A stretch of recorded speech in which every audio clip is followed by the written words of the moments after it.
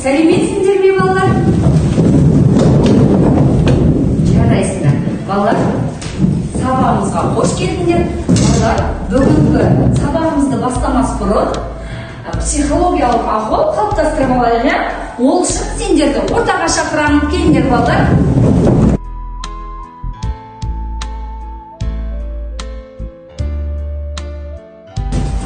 Ал балалар, жүректен жүрекке тренингін бастаймыз.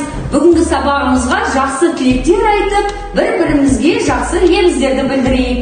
Ал Сезім, бүгінгі күніне сәттілік тілеймін.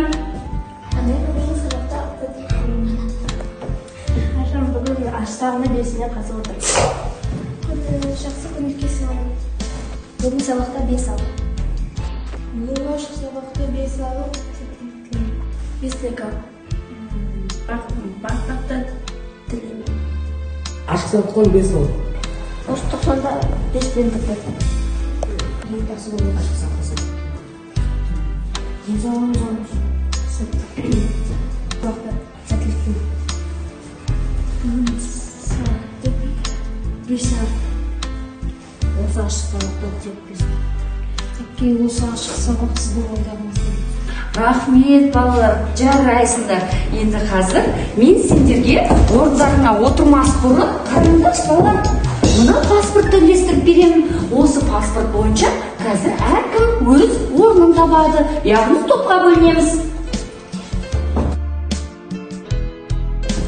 Ашып қараймыз, балалар. Кімде қай нөмір жазылып отыр екен? Кім қай топқа барып отырады екен? Анықтаймыз, ашып қараймыз. Ал енді мұнда қараймыз, балалар. Бірінші топ, нөмір 1 кімде екен? Бірінші топ Ақбозат тобына жайғасамыз. Екінші топ кімде екен? Нөмір 4, сол екінші топ Сайгүлге жайғасамыз. Кімде 3 деген нөмір 4, сол үшінші топқа Қозылар тобына жайғасасыздар, балалар.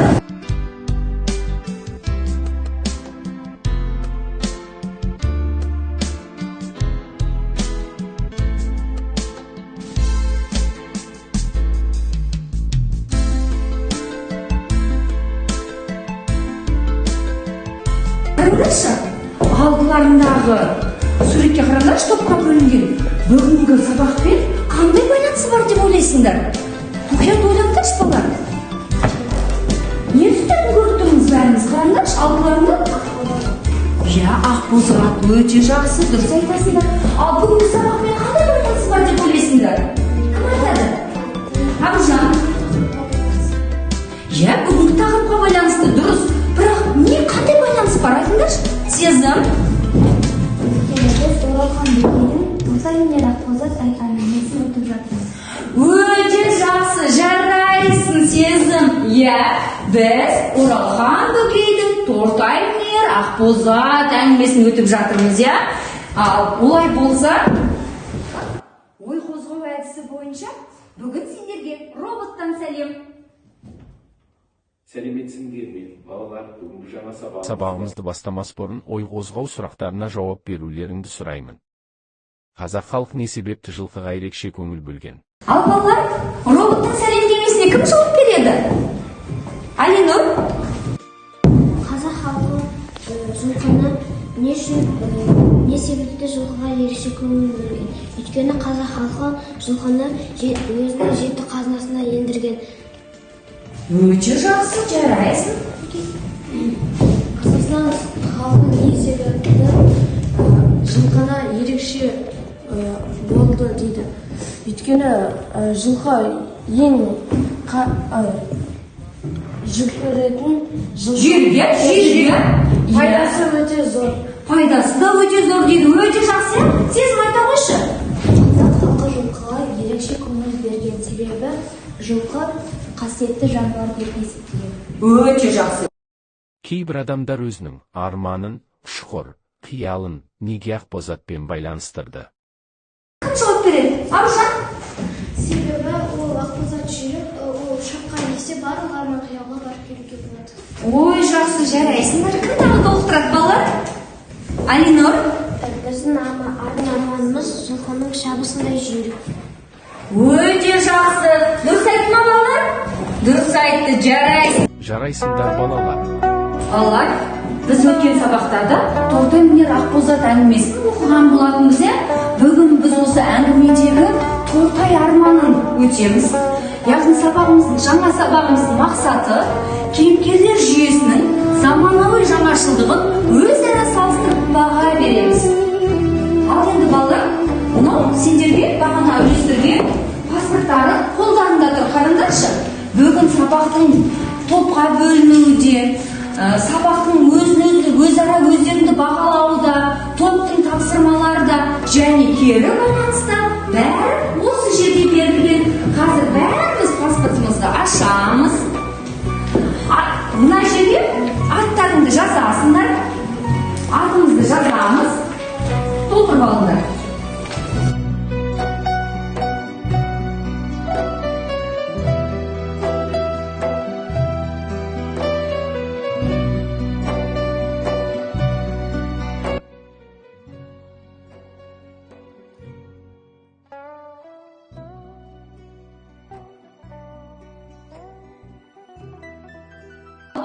Қазір біз ең алдымен топпен жұмыс жасаймыз. Алтыларында QR код. Қараңдаршы, топ басшылары телефондарыңды ала қойыңдар. Мына жерде әр топқа жеке-жеке тапсырма берілген. Топтық жұмыс телефон арқылы, телефонның QR-ға сканерлеп тапсырмамен танысамыз.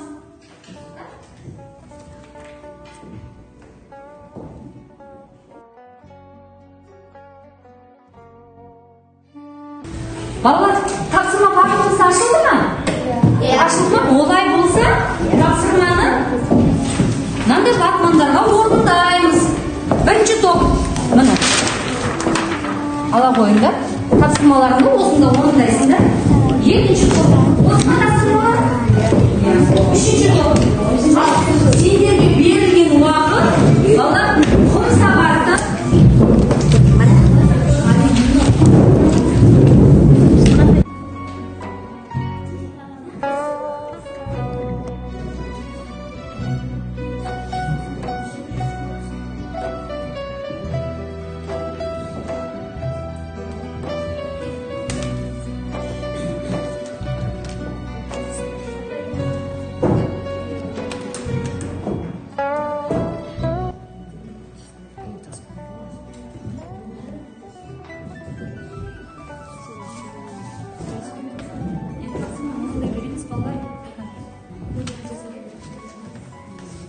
Балалар, уақытымыз аяқталды, міне, көріп тұрсыңдар. Қай топ дайын? Келе ғой. Екінші топ дайынбыз дейді. Балалар. Міне.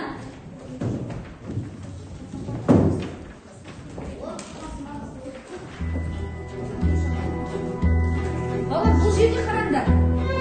Бірінші топқа сұлбадағы сөздер әдісі берілген. Екінші топқа әңгіме не себепті Тортай мінер Ақбозат деп аталған? Әңгімені басқаша қалай атауға болады? Балалар, бірінші топқа сұлбадағы сөздер әдісі берілген. Екінші топқа әңгіме не себепті Тортай мінер Ақбозат деп аталған? Әңгімені басқаша қалай атауға болады? Тортайдың басты арманы не? Үшінші топқа қос диаграмма әдісі берілген. Яғни Тортай мен қазірімізде дайын болған екінші топты тыңдайық. Ал бастай қойыңдар. Тортай мінер Ақбозат дос туралы айтылған. Бұлардың тапсырмасы Тортай мінер Ақбозат деп неліктен әңгімені атаған? Өйткені Тортай мінер Ақбозат дос туралы жазылған. Жақсы. Әңгімені басқаша қалай атауға болады? Тортайдың арманы дұрыс па, балалар? Ал Тортайдың басты арманы не болды? Қалаға оқуға түсу және кім болғысы келді? Жазушы болғысы келді, балалар. Жақсы, жарайсыңдар, отыра қойыңдар. Бірінші топта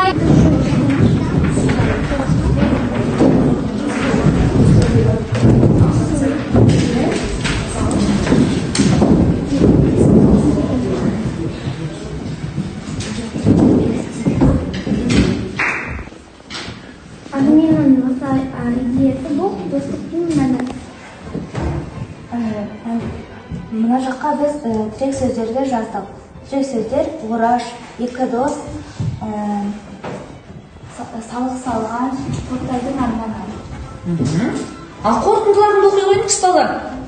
Тортайдың арманы орындалмады. Тортайдың арманы орындалмай қалды, балалар, Ал оның орнына кімнің арманы орындалды?Ораштың. Дұрыс айтасыңдар, балалар. Дұрыс жазса, дұрыс орындап па, балалар? Отыра қойыңдар, балалар. Ал келесі кезде үшінші топ ұлдар тобы шығады. Келе қойыңдар. Аружан.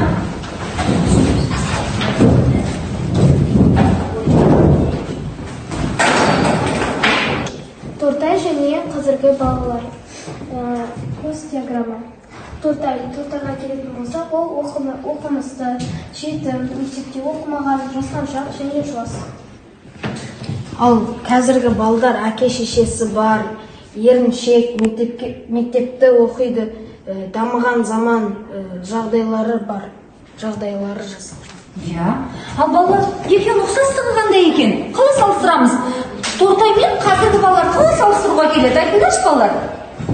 Екеуі де балалар, екеуі де ақылды болған, және қазіргі балалар қиындыққа шыдай бермейді. Өте жақсы, Қазіргі балалар қиындыққа шыдай білмейді. Жақсы, жарайсыңдар, балалар. Отырыңдар.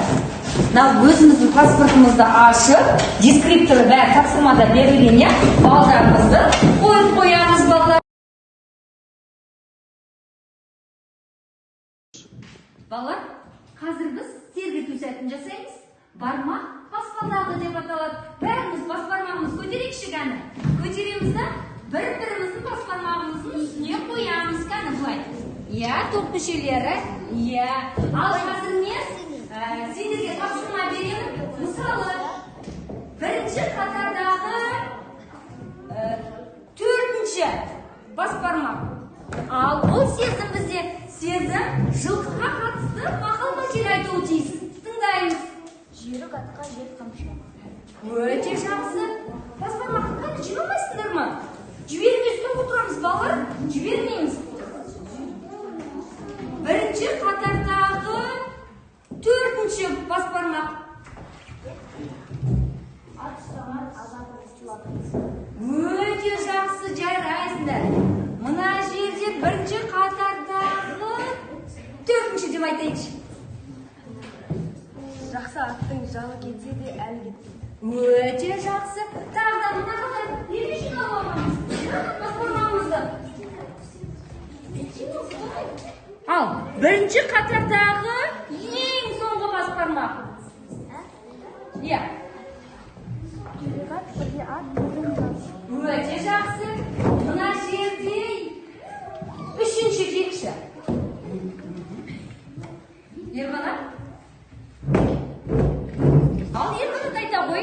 Ерқанаты ат. Өте жақсы, жарайсың, отыра қой.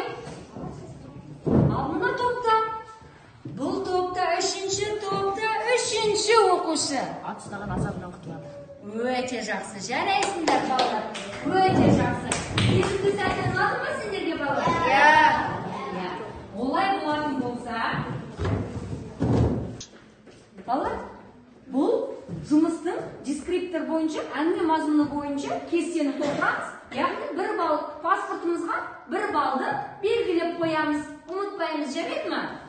Ал бірінші топтан сезім дайынмын дейді. Сезім тұра ғой. Арманның негізгі идеясы достық. Шығармада көтерілген әлеуметтік қоғамдық мәселе. Тортайда жалғыздығы мен арманы орындамауы. Тортайға тән қасиеттер. Тортайдың қасиеттері ол Тортай адал, дінгер және ақылды. Тортай және Ораш. Тортай мен Ораш өте жақын дос. Олардың жасының аралығы 2-3 жыл. 2-3 жас, отыра ғой, жақсы. Алинұр да дайынмын дейді. Ал Алинұр оқи ғой. Шығарманың негізгі идеясы. Адам досын ұмытпау. Шығармада көтерген әлеуметтік қоғамдық мәселе. Тортайдың жағдайы болмайды. Ал балалар, ендігі келесі жұмысымыз жеке жұмыс. Қазір мен сендерге мынандай кестені таратып беремін бәріңе. Бәріміз сол кесте бойынша жұмыс жасаймыз.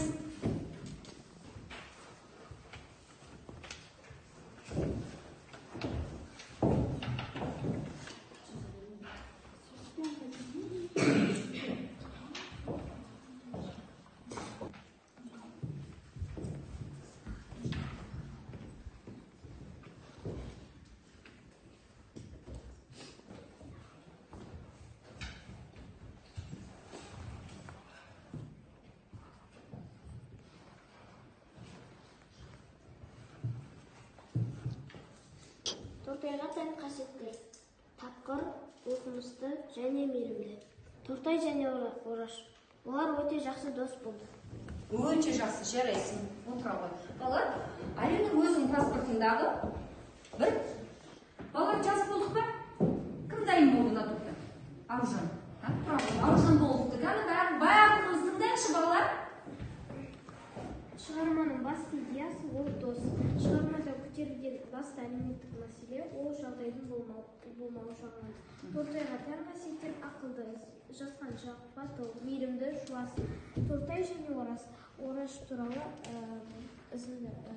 екеуі бірге дос болды, бала күнінен бірге өсті. Өте жақсы, жарайсың. Отыра ғой. Балалар, келесі жұмыс бұл жұптық жұмыс комикс құрастыру. Әңгіме желісі бойынша автор мен Тортайдың диалогынан үзінділерді құрастырамыз. Дескриптор бойынша 1 балл. Қазір мен сендерге жұптық жұмыс таратып беремін.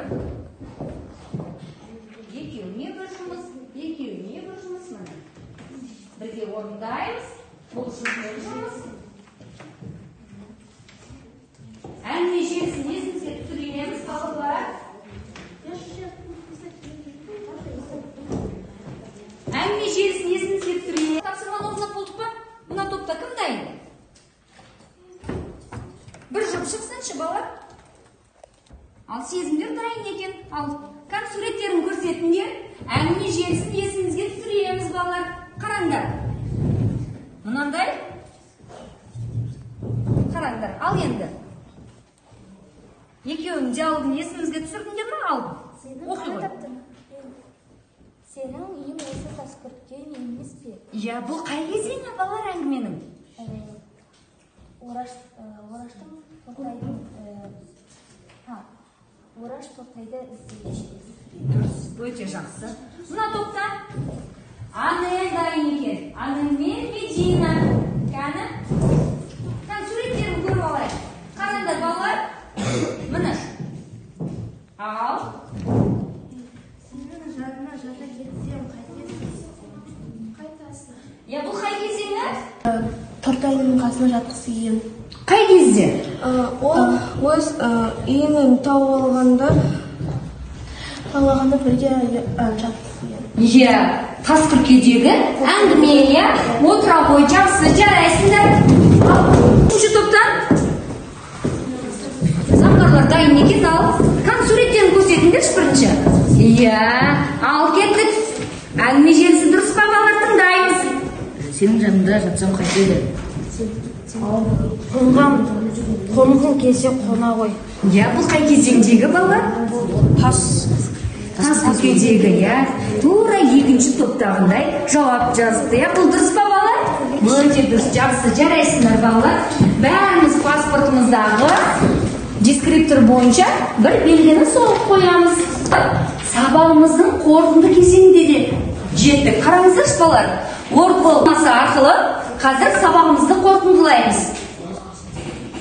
Ал келесі таңдауы мынау кімдікі? Айпар.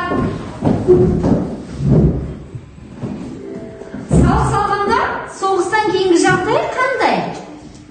Адамдар қуанышты. Олар егін егеді, мал бағудан қорықпайды. Өйткені соғыс жоқ. Жақсы, өте жақсы.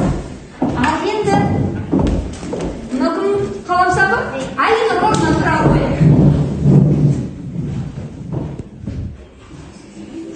Тортайдың автор үйіне келудегі мақсаты не?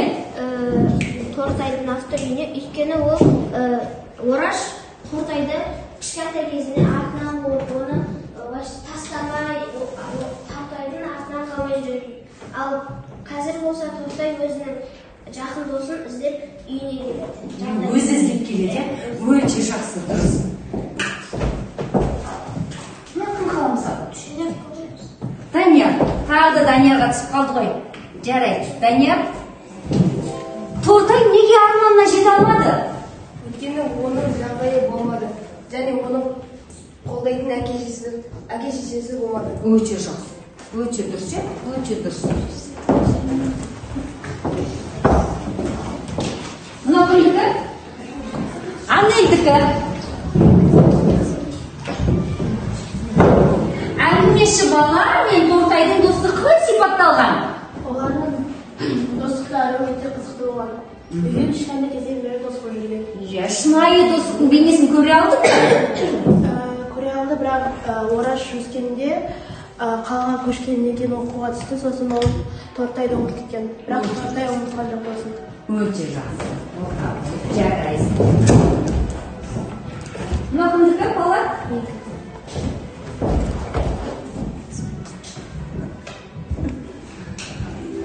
Ол қысқыр кезден қандай кітап оқыды? Тортайдың жеке басының арманы ол жазушы болу. Үзіндіні кітаптан оқып бере қош. Әттең жағдай келсе оқуымды одан әрі жалғастырып Алматыға аттанар едім. Өте жақсы. Отыра қой, жарайсың. Сұрақ қалды. Әпкемен жауап. Екінші Айбар болып кетеді. Айбар, автор неге орманды амандаса алмады? Өйткені ол Тортайдан ұялды. Не себепті ұялды? Өйткені ол Тортайды ұмытып кетті. Қалаға кетіп ұмытып кетті. Баяғыда өзі іздеп баратын Тортайды автор өзі ұмытып кетті. Ал бала өте жақсы. Өте жақсы. Отыра қой. Бала өзіңізге сабақтың соңында айтарым. Оралған бөкейдің Тортай арманы орындалмаса қоя. Тортайдың арманы орындалмаса да менің шәкірттерімнің, яғни сендердің армандарының орындалуына тілектеспін.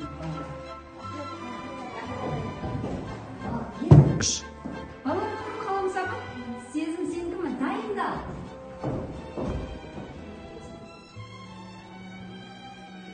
Тортай, кітап туралы қандай пікірде? Кітапты неге пікір тұтты?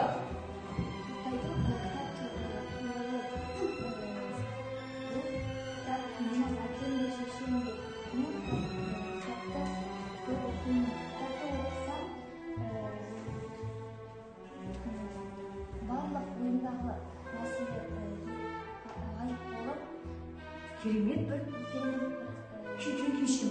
Жалғыздығынан айырыламын деді, я? Жалғыздық екенімді ұмытып кетемін деп. Дұрыс па бала? Өте жақсы. Ал енді. менікі Ал.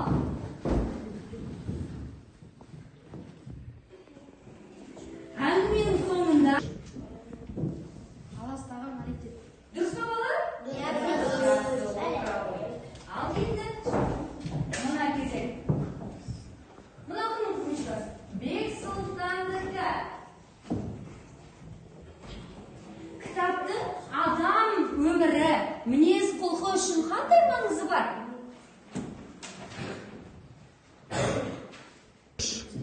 Абдрахим Қаламсақов, әңгіменің соңында лирикалық кейіпкер қандай шындық айтады? Абдрахим Мінген ақбозат менің тақымда дейді. кеткен дейді, иә? Кеткен дейді. Дұрыс па балалар? Жақсы, отыра қой. Тортайдың жеке Кітап рухани қасына. Өте жақсы. Неге рухани қасына деп айтқанымыз балалар? Онымен біз өсеміз и тәрбие аламыз. Өте жақсы. Отыра қой.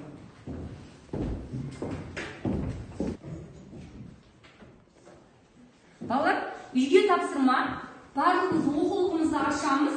123-ші беттегі 5-ші тапсырманы орындаймыз. Дәптерімізге жазып келеміз. Шығарма кейіпкерлерінің іс-әрекетіне талдау жасаймыз. Түйін кестесін толтырамыз. 123-ші бет. Ал өзіңнің паспортындағы бір белгіні белгілеп қой. Өте жақсы, жарайсыңдар балалар. Ал енді қараңдар балалар. Келесі кезең бізде қараңдаршы.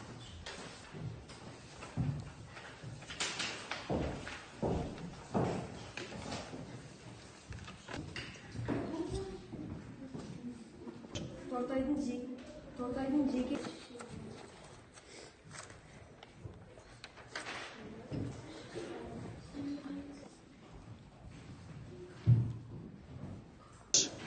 Ал балалар, біздің паспортымыздың ең соңғы қызметі, ол бүгінгі біздің сабағымызға кері байланыс жазамыз, балалар. Қараймыз. Сабаққа кері байланыс қалай толтырылады? Сабақта мен бүгін сендер белсенді болдыңдар ма, әлде пассивті болдыңдар ма? Әркім өзін бағалайды. Белгі